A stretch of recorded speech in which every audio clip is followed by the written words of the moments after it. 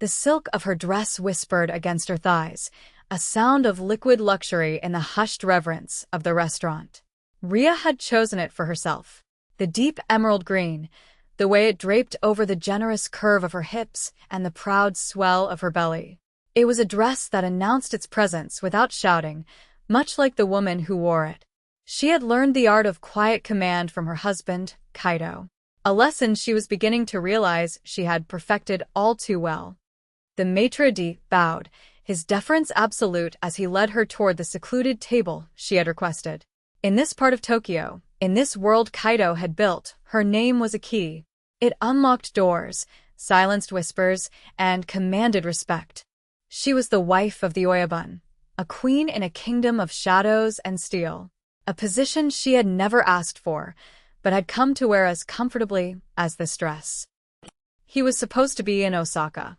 A necessary trip, he'd said, his voice a low murmur against her hair that morning. Business concerning the port expansion. He had traced the line of her jaw with a thumb, his touch both a promise and a possession. A week, he'd promised. Then I am home. Rhea had learned not to question the details of his business. She knew what he was, had known from the moment she, an art curator specializing in Edo period artifacts, had been hired to appraise a collection he had acquired. He moved with the lethal grace of a predator, his stillness more menacing than any threat. He was a man carved from unforgiving stone, all sharp angles and cold authority, and yet, for her, he had shown a side he showed no one else.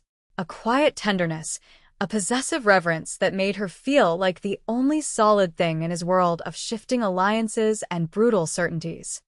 That was the man she had married. That was the man she was missing tonight. The restaurant, a jewel box of dark wood and subtle lighting in the heart of Ginza, was a place they had discovered together. It was their secret, a bubble of normalcy in a life that was anything but. Coming here alone felt like a small act of defiance, a way of claiming a piece of their world for herself while he was away. The maitre d' stopped. "Your table, madam." She smiled, a soft, genuine thing. "Thank you, Toshiro." And that is when she made the mistake of looking up. Across the room, tucked into an even more secluded alcove she hadn't known existed, was a man whose silhouette was as familiar to her as her own heartbeat. The severe, perfect cut of his Tom Ford suit. The way his broad shoulders strained the fabric. The dark, immaculate sweep of his hair. It was Kaido. He was not in Osaka. He was here, in their place. For a heartbeat, confusion warred with a surge of joyous relief. He had come back early. He was surprising her. She opened her mouth to call his name, the sound catching in her throat as her gaze followed his. He was not alone. Seated across from him was a woman. She was young, her body a whisper-thin collection of sharp, delicate angles. Her hair was a sheet of black silk, her dress a sliver of red that screamed against the muted elegance of the room. She was laughing, a tinkling, bird-like sound that grated against the sudden, roaring silence in Rhea's ears. Kaido was smiling. It was not the rare, guarded smile he gave Rhea, the one that barely touched his eyes. This was different, easier, softer. He leaned forward, his hand, the same hand that bore the signet ring of his clan, the same hand that had held Rhea's with such fierce ownership, came to rest on the table. He did not touch the other woman. He did not have to. The intimacy was a palpable, suffocating force, a closed circuit of energy that Rhea stood brutally outside of. The world tilted. The whispered silk of her dress suddenly felt like a shroud. The weight of her own body, a body Kaido had claimed to worship, to adore for its softness and its strength, felt heavy and wrong. She was a monument of a woman, solid and real. The girl in red was a sketch, a fleeting, fashionable thought. Rhea watched as her husband, the most dangerous man in Tokyo, the man who had sworn oaths of loyalty to her that were said to be more binding than blood, lifted a glass of sake. His eyes, dark and unreadable, met the young woman's. The air between them crackled. It was a charge Rhea knew intimately. It was the prelude to a claim. The maitre d', Toshiro, sensing the sudden frost emanating from her, cleared his throat softly. "Madam? Is everything all right?" Ria could not feel her legs. The blood had drained from her face, leaving her skin cold and tight. She saw her life branching into two distinct paths. Down one, she caused a scene. She would walk over there, her heels clicking like gunshots on the polished floor, and she would shatter their perfect, private moment. She would let the city know that Kaito, the man whose control was absolute, could be made a fool of. But she was his wife. She knew the cost of such a loss of face. It would not just be an embarrassment, it would be a weakness his enemies could exploit. An insult he could never forgive. Down the other path, there was silence. There was retreat. There was the cold, quiet dignity of a queen who refuses to acknowledge a court jester. Her training, the 2 years she had spent as his wife, took over. Her face became a mask of serene indifference. She turned her head slowly, as if dismissing an uninteresting piece of art. "Actually, Toshiro," she said, her voice impossibly steady, a low, smooth contralto that betrayed none of the screaming chaos inside her. "I'm feeling rather unwell. I think I'll be returning home." He bowed again, his expression carefully neutral, though she saw the flicker of understanding in his eyes. He had seen it too. "Of course, madam. Shall I have your car brought around?" "Please." She turned and walked away. She did not run. She did not look back. Each step was a deliberate, measured act of will. She could feel Kaito's gaze on her back. A sudden, sharp weight. He had seen her. He had to have. The knowledge was a shard of ice in her spine. He had seen her, and he had not moved. He had not called out. He had let her walk away. That was the moment everything changed. The bond between them, forged in danger and sealed with vows, had not just been cracked. It had been vaporized. And in its place was a silence colder than any grave. The drive home was a blur of neon and rain-slicked asphalt. The penthouse, usually a sanctuary of quiet luxury high above the sprawling city, felt like a cage. The scent of his cologne, sandalwood and a faint, metallic note of ozone, lingered in the air, a phantom presence that mocked her. She walked through the cavernous living space, past the priceless art she had curated, the minimalist furniture she had chosen. It was all a lie. A beautiful, expensive stage for a play whose lead actor had abandoned his role. In their bedroom, she went to the closet, a vast, walk-in space that was a testament to his wealth. His suits were arranged by color, a regiment of perfect, tailored soldiers. Her own clothes, vibrant and full of life, hung opposite them. She reached out and ran her hand over a cashmere coat he had bought her, the fabric soft as a sigh. A wave of nausea rolled through her. She stripped off the emerald silk dress and let it pool on the floor like a shed skin. Standing before the full-length mirror, she looked at her body, her powerful thighs, the soft curve of her stomach, the full, proud breasts. He had traced every inch of her with his hands, his mouth, whispering her name like a prayer. He had called her his earth, his anchor. He had said her strength was the one thing that kept his empire from consuming him whole. Had it all been a lie? Or was this new betrayal the lie? She didn't know which was worse. An hour passed. Or maybe it was 3. Time had lost its meaning. The only sound was the thrum of the city below and the frantic, ragged beat of her own heart. Then, she heard the whisper of the private elevator arriving directly into the penthouse foyer. He was home. She didn't move. She remained standing by the window in the dark bedroom, wrapped in a simple robe. She heard the soft click of his shoes on the marble floor, the rustle of his suit jacket being removed, the clink of his keys and phone being set on the granite countertop. It was a familiar, domestic ritual that now felt obscene. His footsteps paused. He knew she was here. He knew she was awake. He moved like the room owed him space. He appeared in the doorway of the bedroom, a silhouette against the dim light of the hall. He didn't speak. The silence between them was not empty. It was a living thing, thick with unspoken accusations and the suffocating weight of his transgression. Finally, he spoke. His voice was low, devoid of emotion. "Ria," He said her name differently than anyone else had. It was not a question. It was a statement, an acknowledgement of her presence and of the chasm that had just opened between them. She turned from the window to face him. She let her gaze travel over him, from his polished shoes to his impassive face. She saw the slightest hint of disarray, a faint sheen of sweat on his brow, the scent of another woman's perfume, a cloying floral note clinging to the wool of his suit. It was faint, but to her it was a thunderclap. "You're back early from Osaka," she said. Her voice was pure ice. He didn't flinch. His control was absolute. "My business concluded." "I see," she said. "Was your business fruitful?" He took a step into the room. "Do not do this." "Do what, Kaido?" The question was sharp, a weapon she had just learned to wield. "Do what? Ask where my husband has been? The man who swore his life and loyalty to me? The man who built this gilded cage and told me I was his queen?"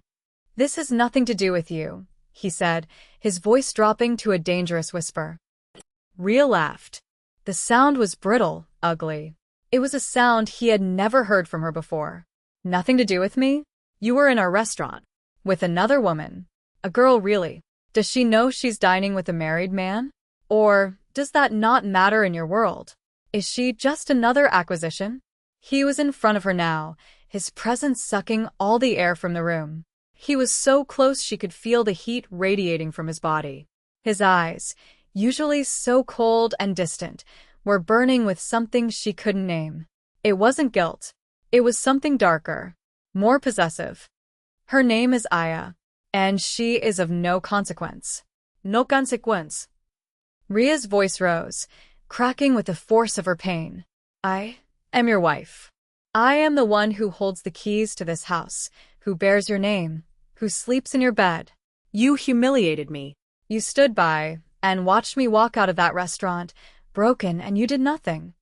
Causing a scene would have shown weakness, he stated, as if explaining a simple tactical maneuver. It would have invited speculation. Danger. "My humiliation is just a tactical problem to you? A variable to be managed?" She shook her head, a profound, soul-deep weariness settling over her. "I knew what I was marrying, Kaido. I knew your world was filled with violence and death. I accepted it. But I thought what we had. I thought I was the one place you didn't lie." For the first time, a crack appeared in his composure. A muscle feathered in his jaw. He reached for her, his hand closing around her upper arm. His grip was not brutal, but it was unyielding. An anchor of cold, hard reality. "You are," he said, his voice rough. "You are the only truth I have." "Then what was she?" Rhea demanded, her eyes welling with tears she refused to let fall. "A moment of fiction?" He did not answer. He simply stared at her, his thumb stroking the soft skin of her arm, a gesture that was once comforting and was now a violation. He was trying to soothe her as one would a frightened animal, not a wronged partner. What she did not know yet was that this betrayal was only the beginning. It was the first tremor before an earthquake that would bring their entire world crashing down. And his infidelity was about to become the least of their problems. The next morning, the penthouse was a mausoleum of unspoken words. Kaido had slept on the couch in his office, a concession that felt more like an insult than an apology. Rhea had lain awake in their bed, the vast emptiness beside her a cold, accusing presence. When she finally rose, she found him dressed in a fresh suit, standing by the panoramic window, a cup of coffee in his hand. The city was waking up below them, oblivious. "We need to talk," she said, her voice hoarse. She had wrapped herself in her robe, a shield of terry cloth against the cold precision of his attire. "There is nothing to discuss," he replied, not turning. "It was a mistake. It will not happen again." "A mistake?" Rhea stepped closer, her anger a hot, living thing in her chest. "That's all it was? A filing error? You chose to be there. You chose to be with her. You chose to lie to me." He finally turned, his face a mask of weary patience. "It was a lapse in judgment. Nothing more. And I'm just supposed to accept that?" "You are my wife," he said, his tone leaving no room for argument. That has not changed. Your position has not changed. Nothing has changed. Everything is changed, she cried, her hands clenching into fists. I have changed. Look at me, Kaido. Do you think I am the same woman who trusted you yesterday? He looked at her then, truly looked. His gaze swept over her, from her tired eyes to the defiant set of her jaw. And in that moment, she saw it again. That flicker of something that wasn't guilt, but a deep, primal fear. It was the same look he'd had years ago when he told her about his first partner, a woman named Hannah. She hadn't been his wife, but a key lieutenant in his organization, brilliant and lethal. She had been captured by a rival clan, the Sosukegumi, because Kaido had misjudged their ruthlessness. They had sent her back to him piece by piece. He never spoke of love, only of failure. A strategic failure that had cost him a valuable asset. But Rhea had seen the photograph he kept locked in his safe. The look in his eyes when he thought no one was watching told a different story. It was a wound he carried, a constant reminder that his world devoured what he held dear. He had failed to protect Hannah. Now, looking at Rhea, he seemed to see a ghost. This ends now, he said, his voice flat and absolute. He set his coffee cup down with a sharp click. The girl is gone. The situation is handled. Before Rhea could process the chilling finality of his words, his phone buzzed. Not the casual chime of a text message, but the urgent, specific tone he used for his top lieutenants. He answered it, his back going rigid. What is it? He snapped. He listened, his face hardening into granite. Where? How many? A pause. No. Hold your position. Do not engage. I'm on my way. He hung up, his movements suddenly sharp and economical. He was no longer a husband in a domestic dispute. He was the Oyabun, a commander going to war. What's happening? Rhea asked, her own problems momentarily eclipsed by the sudden, palpable danger in the room. The Sosukegumi, he said, grabbing his keys. They hit one of our warehouses by the docks. The ones who, she trailed off, thinking of Hannah. His eyes met hers. Yes. Them, he started for the door, then stopped. He turned back to her, his expression unreadable. You will stay here. You will not leave this building. Lock the elevator. Do you understand me? It was an order. The kind his soldiers obeyed, without question. But she was not his soldier. And if I don't? She challenged, a reckless spark igniting within her. He crossed the distance between them in 2 strides. His hands came up to frame her face, his grip firm, almost painful. His eyes burned into hers. Rhea, they know who you are. They know you are my weakness. My distraction last night, it has given them an opening. Do not make me fail to protect you, too. The admission hung between them, more honest and raw than any apology. It was the first unexpected tenderness, twisted as it was by fear and control. He saw her not just as his wife, but as the one person he could not bear to lose to his own mistakes. He released her and was gone. The door to the elevator hissed shut, the lock engaging with a heavy, final thud. She was a prisoner in her own home. For hours she paced. The fear for his safety was a bitter, unwanted pill. It warred with her anger, her sense of betrayal. How could she worry about the man who had shattered her heart? But the thought of the Sosukegumi, of what they had done to Hannah, was a cold knot in her stomach. She could have stayed. She could have obeyed. She could have sat in her beautiful cage and waited. But that wasn't who she was. She was competent under pressure. She acted. She went to his office. She knew the code to his safe. He had given it to her himself, a sign of ultimate trust she now saw as another form of control. Inside, beneath files and stacks of currency, was a small, encrypted laptop and a burner phone. His emergency kit. She didn't know exactly what she was looking for. Evidence. Leverage. An escape plan. Her fingers flew across the keyboard, her past life as a meticulous researcher serving her well. She found financial records, supply chains, territorial maps. And then she found a folder labeled Contingencies. Inside was a file named Rhea. Her blood ran cold. She opened it. It was a complete dossier on her. Every detail of her life before him. But it was the subfolder that made her stop breathing.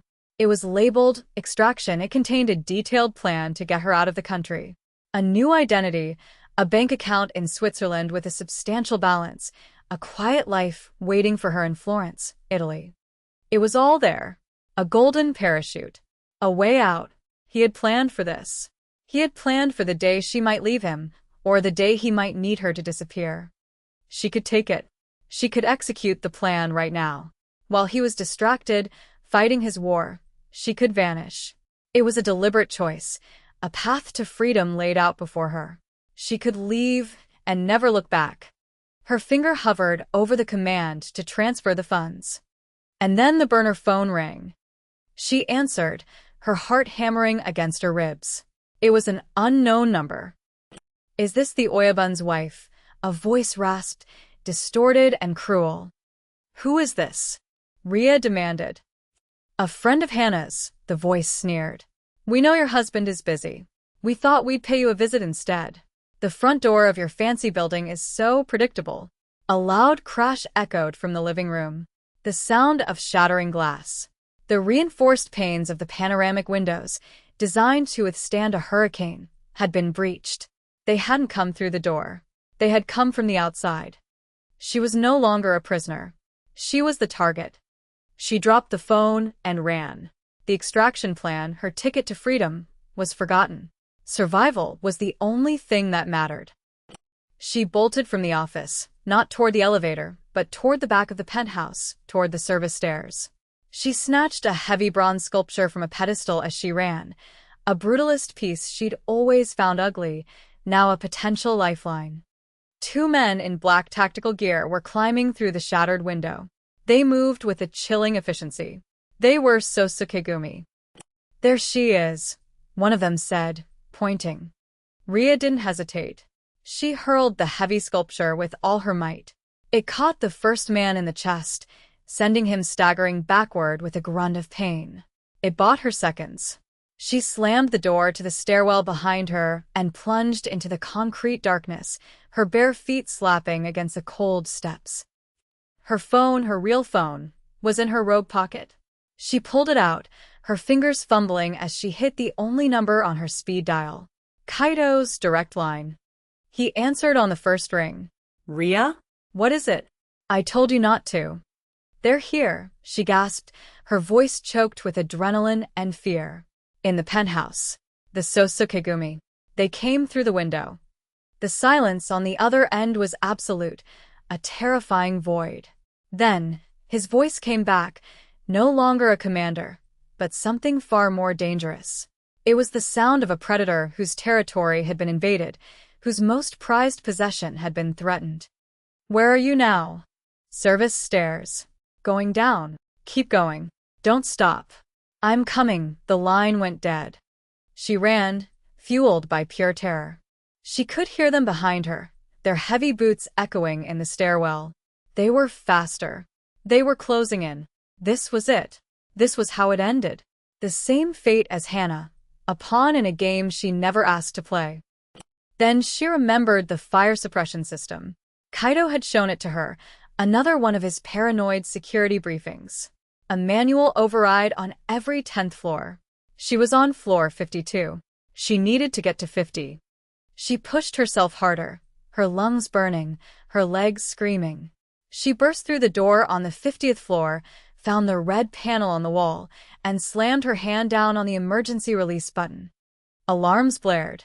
Heavy steel fire doors began to slide shut, sealing off the stairwell.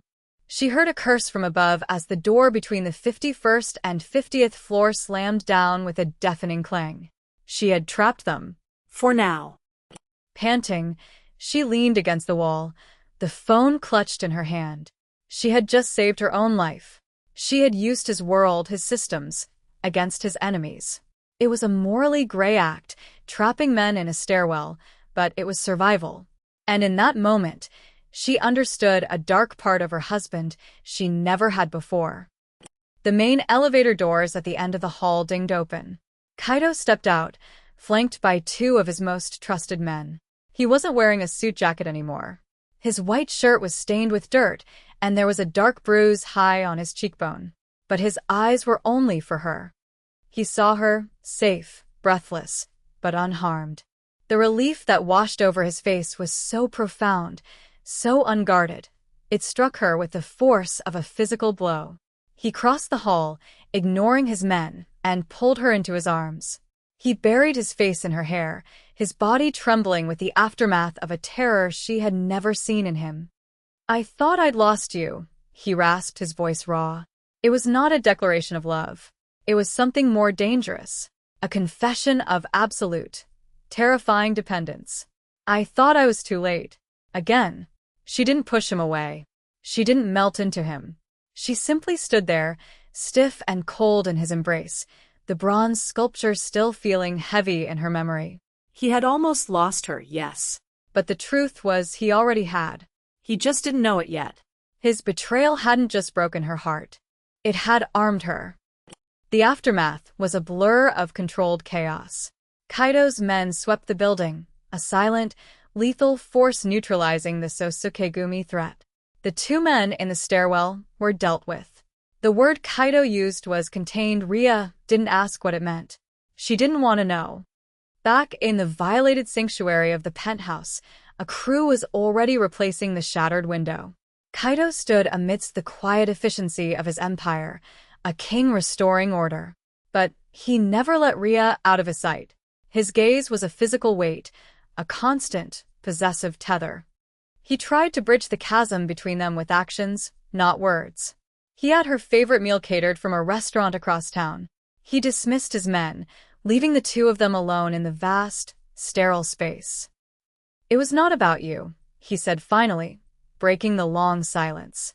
He was standing across the living room, his hands shoved into his pockets. "What you saw." "With Aya, it was an escape. From this," he gestured vaguely at the room, at the city, at the invisible crown of pressure on his head. "This world, it grinds you down. It demands a piece of you every day until there is nothing left. With you, it is real. The stakes are absolute. With her, it was meaningless. It was a way to feel nothing for an hour." Ria looked at him, at this powerful, broken man trying to explain the inexplicable. "So you used her to feel nothing, and in doing so, you made me feel everything you were trying to escape. The fear, the pain, the betrayal. You gave it all to me, Kaido."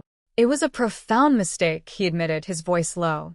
"A failure of honor, of my duty to you." "It was more than that," she said, her voice quiet but unyielding. "It was a choice. And it showed me that your honor is conditional. Your loyalty has a breaking point. Mine does, too." That was their tension confession. Not a reconciliation, but a laying bare of the fundamental truth that had been fractured. The next few days were a cold war. They existed in the same space, two planets in a decaying orbit. The threat from the Sosukegumi was not over. It had only escalated. They had failed to grab Ria, a direct insult to their clan. Now it was personal. They no longer wanted to just weaken Kaido's empire. They wanted to burn it down, and they had decided Ria was the kindling. One afternoon, while she was at a private gallery viewing, a small, desperate attempt to reclaim a piece of her old life, surrounded by Kaido's ever-present guards, it happened. The attack was surgical. A car bomb detonated a block away, a diversion to draw the attention of the police and half of her security detail. In the ensuing chaos, the remaining guards were ambushed. Ria found herself alone, pushed into a back alley by one of her guards before he fell. The sounds of gunfire were terrifyingly close. This time, there were no fire doors to save her. She was cornered. A dark sedan screeched to a halt at the end of the alley, blocking her only escape. A man she recognized from news clippings stepped out. It was Sosuke himself, the old, withered head of the rival clan, his eyes like chips of obsidian. "The Oyabun's wife," he said, his voice a dry rustle. "You have caused us a great deal of trouble. My men are not used to being outsmarted by women." Ria stood her ground, her heart hammering. She was a curator, not a soldier. But she was also Kaido's wife. She had watched him, learned from him. She knew the language of power. You never show fear. Your men are incompetent, she said, her voice steady. That is not my failing. Sosuke's thin lips twisted into a semblance of a smile. Fire. I see what he likes about you.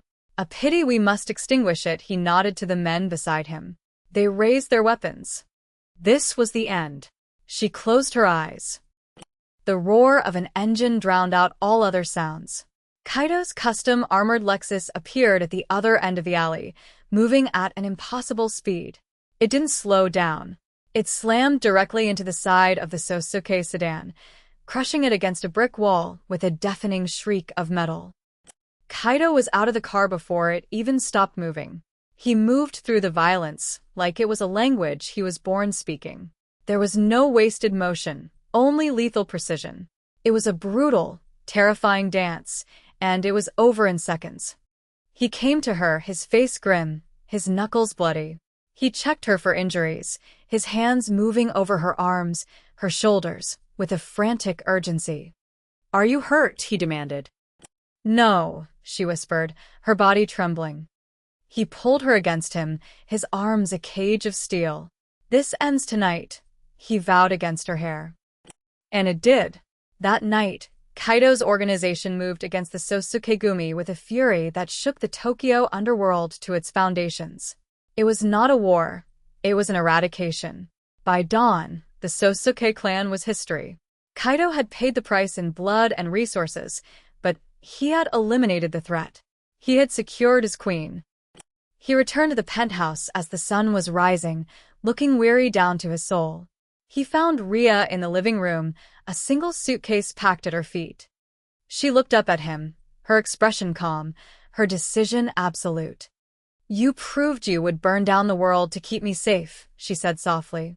But you are the one who set the fire. He stopped, the victory draining from his face, replaced by a stark, desolate understanding. Ria, don't. I watched you last night, Kaido. You are magnificent in your element, a king of violence, and I have no place here anymore. You broke the one thing that made this life bearable. You broke my trust. She stood up, her posture regal. I am not Hannah. I will not be another beautiful tragedy in your story. Another wound you carry. I will be the woman who walked away. He took a step toward her, his hand outstretched. Where will you go? You already planned it for me, she said, a sad, ironic smile touching her lips. Florence, I believe. The extraction plan. It was quite thorough. Thank you. She had crossed a line she could not uncross, using his own secrets against him. His hand dropped. He understood. This was not a negotiation. It was a verdict. He had won the war for his city, but he had lost his entire world. The money, the identity, it is yours, he said, his voice hoarse. It was his acknowledgement of what she was to him. Priceless. Irreplaceable. And now lost. It was always for you. In case I failed you. You did, she said simply, without malice. It was just a fact. A cost had been paid. The cost was them. She picked up her suitcase. She walked past him, toward the elevator. She did not look back. As the door slid shut, sealing him in a silent, lonely kingdom, she caught his reflection in the polished steel.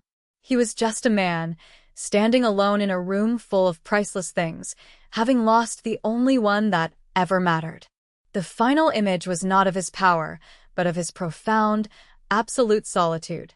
Ria pressed the button for the ground floor, her future an unknown territory.